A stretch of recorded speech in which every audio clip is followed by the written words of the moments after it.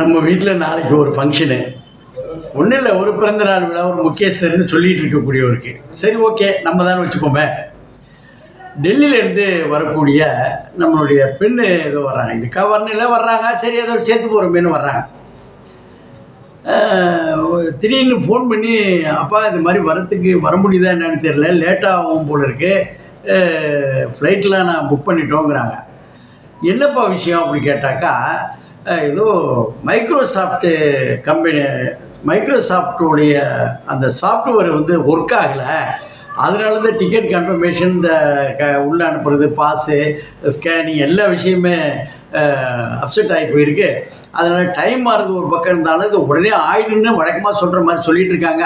ஆனால் ஆகுமா என்னன்னு வேறு தெரியலப்பா, அது 2-3 நாள் ஆகும் போல இருக்குது, நான் வந்தால் பார்க்குறப்ப ட்ரெயினில் இருந்தால் கூட it will take some time அப்படிங்கிற மாதிரி சொன்னாங்க.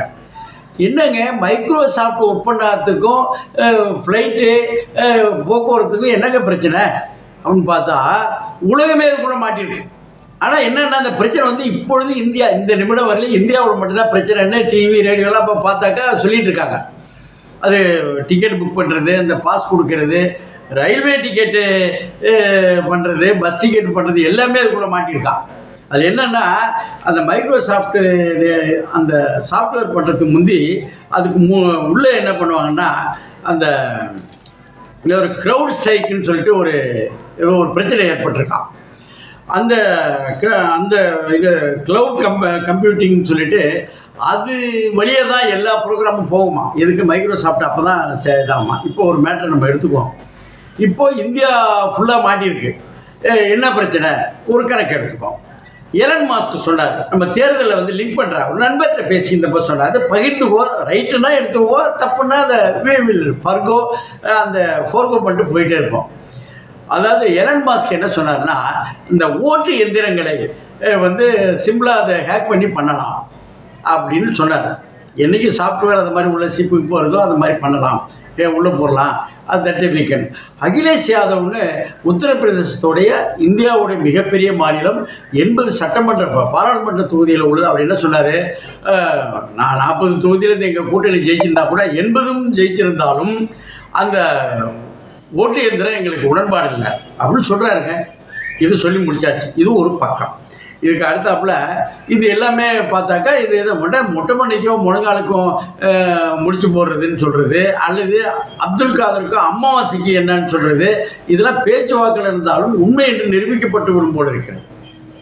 ஒன்றும் இல்லைங்க, அது என்னாச்சுன்னா இப்போ பஸ் டிக்கெட்டு எல்லா விஷயமும் லாக் ஆகிட்டனால பிரச்சனையாக இருக்குது. இது ரெடி ஆகிடுமா, ரெடி ஆகிடும் சொல்லி கொண்டிருக்கிறாங்க. ஒரு 1/2 மணி நேரத்தில், 1 மணி நேரத்தில், 2 மணி நேரத்தில் வரும்னு சொல்லியிருந்தாலும் அதற்கான சாஃப்ட்வேர் பணிகள் வந்து அதுக்கான மொத்த இதுவும் செய்திருக்கிறது.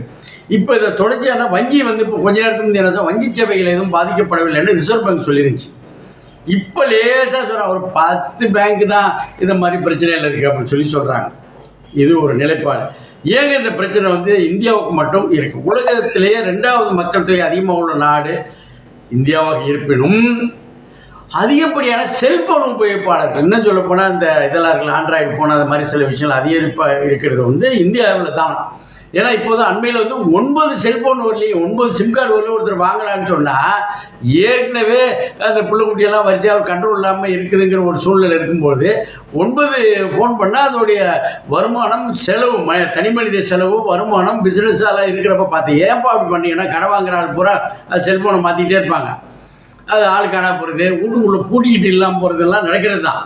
இது போல் ஒரு சூழ்நிலை இருக்கிறது சொல்கிறாங்க.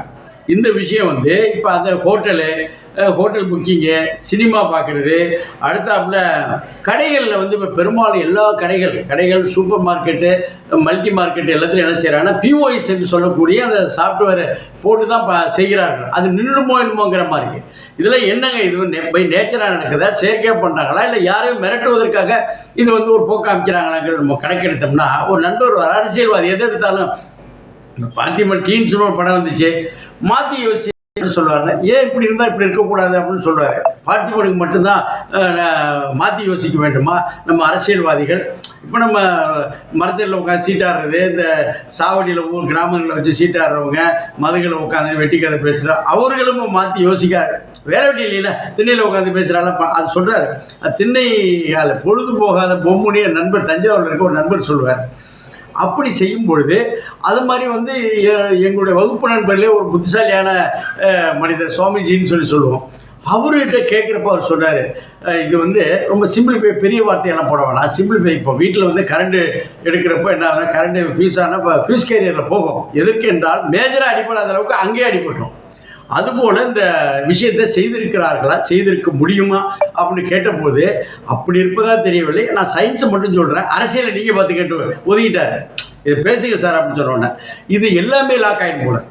இது ஒரு நிலைப்பாடு இருக்குது. இப்போ என்னென்னா, அரசியலில் நம்ம மாற்றி யோசிச்சோம்னா என்னாச்சுன்னா, மரியாதைக்குரிய மோடி அவர்கள் போப்பாண்டவரை பார்த்தபோது சொன்னதா சொல்லுகிறார். அது உண்மையாக என்ன என்பதை உறுதிப்படுத்தி கொள்ள வேண்டும். அதாவது இந்தியாவில் உள்ள மைனாரிட்டிஸ், இந்தியா வந்து பன்முகத்தன்மை கொண்ட ஒரு மிகச்சிறந்த ஜனநாயக நாடு. இதில் போய் ஒரு குறிப்பிட்ட மதம், குறிப்பிட்டமாக நம்ம இந்து மதம் மட்டும்தான் வரணுங்கிறதுனால எல்லாத்தையும் ஒருமுகப்படுத்தி ஒரே மொழி, ஒரே ரேஷன் கார்டு, அது அரைக்குறை இருந்தால் கூட எல்லாத்தையும் வெளியேற்றி விட்டு எல்லாம் செய்து விட்டார்கள். ஒரே மொழி, அது செய்யணும், ஒரு சட்டம், அந்த ஒரு மதத்திற்கு உள்ள சட்டம் இருக்கவும் மாற்றுறாங்க. அதை விட என்ன காஷ்மீரில் பண்ணும் பொழுது அதை முஸ்லீம் நாடுகள் ரசிக்கவில்லை என்று சொல்கிறார். என்னதான் நம்ம வந்து பக்கத்தில் நம்ம பங்களாதேஷாக இருக்கட்டும், பாகிஸ்தானை இடைஞ்சல் கொடுத்துட்டு இருந்தால் கூட இந்த உலக நாடுகள், உலக முஸ்லீம்கள் இந்த விஷயத்தை, அந்த ட்ரிபிள் தலாக்கு அப்புறம் அந்த மாதிரி சில விஷயங்களை வந்து ஏற்றுக்கொள்ளவில்லை. பலதரமான இங்கே இடைஞ்சல் பண்ணிகிட்டு இருக்கப்போ அதை மாதிரி இந்த அடையாள அட்டை அந்த மாதிரி சில போய் ஏற்றுக்கொள்ளவில்லை. அதனால் ரொம்ப பண்ணிகிட்டு இருக்காதீங்க. அப்புறம் அந்த கிறிஸ்துவ தேவாலயங்கள், முஸ்லீம் இதெல்லாம் உடைக்கிறத அவர்கள் ரசிக்கவில்லை. ஆகவே ஏற்கனவே இருந்தபோது என்னாச்சுன்னாக்கா, அந்த அமெரிக்க ஜனாதிபதியை ஒரு தான் சந்தித்தப்போ அந்த ஜோ பைடனும் சொல்லியிருக்கிறதாகவும், அதற்கு முந்தைய ஜனாதிபதி சந்திக்கும் பொழுது மோடி அவர்கள் கட்டிப்பிடிக்கிறப்பே சொல்லப்பட்டதாக சொல்கிறாங்க. இந்த பாருங்க, உங்கள் மதத்தை வளர்த்து கொள்ளுங்கள். இங்கெல்லாம் குண்டு வெடிச்சது. எது நிறைய இடங்களில் இந்து கோயில்கள் விட்டுட்டு இந்த மடாலயங்கள், இந்த தேவாலயங்கள் சிலது வெடித்தப்போ அமெரிக்காவிலேயே ஒரு இந்து கோயில் இடிக்கப்பட்டது, உடைக்கப்பட்டது ரொம்ப. அப்போ அதாவது ஒரு எச்சரிக்கை விடுக்கப்பட்டதா அப்போ சொல்லுவாங்க. இது வந்து பெல் அந்த மாதிரி உள்ள அந்த ஜனாதிபதி சொன்னதாக சொல்லுவாங்க. இது போலவே இப்பொழுது போப்பாண்டவரும் எச்சரித்ததாக சொன்னாங்க. இது தவிர இங்கே இருக்கக்கூடிய நம்ம இஸ்லாமிய நாடுகளுக்கு சென்ற போதும் இது மாதிரி வந்து மைனாரிட்டிஸை நீங்கள் குறிவைத்து தாக்குவது, முதல்ல அந்தாண்ட வாங்க, உங்களுடைய தனிப்பவர் இருக்குன்னு நம்ம சொல்லியிருக்கோம், இதில் பதிவு செய்யிருக்கோம். இது ஒரு இருக்குமோன்னு நினைக்கிறாங்க. அவர் ட்விட்டர் கூட ஒரு சமயத்தில் முடக்கப்பட்டு விட்டது. முடக்கப்படவில்லை, முடங்கியது. அப்போ கூட ஒரு பெரிய பிரச்சனைகள் வந்தது. சாரி, ஒரு 24 வருஷம் சரி பண்ணி கொடுத்துட்டாங்க. இது தவிர இது இந்த சிஸ்டம் வந்து பேங்க்கு, எல்லாமே பேங்க்கு, ஃப்ளைட்டு, போக்குவரத்து, ஹோட்டலு, அடுத்து வந்து மளிகை ஜாமான் எல்லாமே லாக் ஆகிருக்கிறதுனால இது மிகப்பெரிய இது வரக்கூடிய வாய்ப்பு இருக்குது. இதை மோடி அவர்கள் என்னடா அது எங்கேருந்து கொண்டு போய் மோடி எடுத்து விட்றாங்கன்னு சொல்லக்கூடாது. மோடி அவர்கள் இதை உற்று கவனிக்க வேண்டியிருக்கும். இதற்கான ஒரு இன்வெஸ்டிகேஷனை நம்மள்ட்ட இருக்கக்கூடிய அமைப்புகள் அதன் மூலம் செய்து என்ன தேவையோ நடைமுறைப்படுத்த வேண்டும் என்பதுதான் இந்த சமயத்தில் உள்ள நம்மளுடைய வேண்டுகோள்.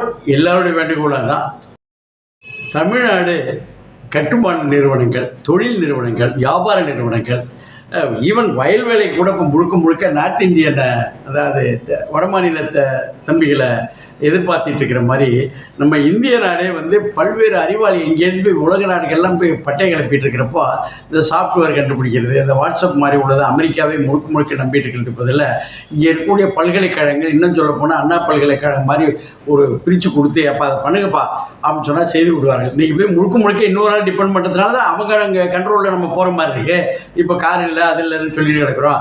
அதெல்லாம் செய்ய வேண்டும். இது ஒரு முக்கியமான கட்டம்.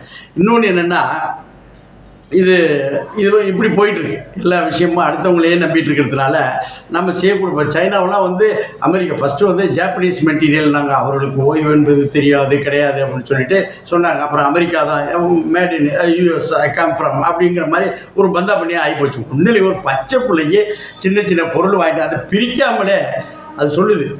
என்ன சொல்லுதுன்னா தீஸ் ஆர் லோக்கல் பிராண்ட்ஸ். எதுக்கு இன்னாரும் வாங்கி கொண்டு வந்தால் அது லோக்கல் பிராண்டு தான் அப்படிங்கிற மாதிரி அந்த பெற்றோர்கள் அல்லது பிள்ளையை பெற்ற தாய்மார்கள் வந்து அப்படி படைப்பு வச்சுருக்காங்க. மாமனார் மாமியார் வாங்கிட்டு வந்தாக்கா அது வந்து ஓல்டு இது, அது வந்து லோக்கல் பிராண்டு ஒதுக்குவது என்பது ஒரு பேட் மேனரிசம். ஆனால் அவர்களுக்கு தெரியவில்லை, யாரையும் அவமானப்படுத்தி கொள்வது செய்வது போல் இவர்கள் இது போல் இப்போ எல்லாம் அமெரிக்காவிலேருந்து வந்தால் தான் அந்த இது உயர்ந்தது அப்படிங்கிற மாதிரி பெரிய மாலில் போய் வாங்கினா தான் உயர்ந்ததுன்னு ஒரு மனநிலை இருக்கும் பொழுது இப்பொழுது இந்த நண்பர்கள் என்ன செய்யணும்னா பிள்ளைகளுக்கு இது மாதிரி செஞ்சுட்டு இருக்கிற மாதிரி நம்ம இந்தியாவிலேயே எல்லாவற்றையும் உற்பத்தி எல்லா சாஃப்ட்வேர் ரெடி பண்ணி விற்கிறாங்க. எல்லாமே இங்கே செய்கிறாங்க. எல்லாமே ஃப்ரம் ஆர்டர் பண்ணி இன்றைக்கி இருக்கிற சாஃப்ட்வேர் கம்பெனிஸில் நின்றுடும். எல்லாமே பார்த்தாக்கா அப்போ சாஃப்ட்வேர் முடிச்சுட்டு வர்றவங்க பார்த்தா இப்போ இருக்கக்கூடிய 140 கோடியில் கிட்டத்தட்ட 2 கோடி பேருக்கு மேலே சாஃப்ட்வேரை நம்பியே இருக்கக்கூடிய சாஃப்ட்வேர் இன்ஜினியர்ஸ் இருக்காங்க. அவ்வளோ பேரோட பொழப்பு போயிடும் போல இருக்குது. அடித்து நெருக்கினா டைட் ஆகிடும். அதனால் நம்ம நாட்டிலே டெவலப் பண்ணுவதற்கு இதை வந்து ஒரு திட்டமிட வேண்டும் என்பது நம்முடைய வேண்டுகோள். செய்வார்கள். அதான் ஐடென்டிட்டி காமிச்சிட்டாங்கல்ல, செய்வார்கள். வாழ்த்துக்கள். Goodbye. Goodbye. Goodbye.